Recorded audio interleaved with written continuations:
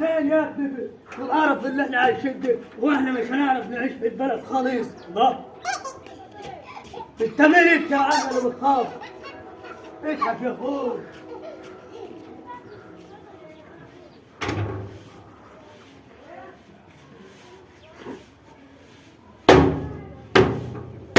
احنا كده نطلع من الاسلام ده. يا اخوي انت باشا كده اللي بتخاف انت كده اللي بتخاف. لا انت اللي بتخاف. انت اللي بتخاف.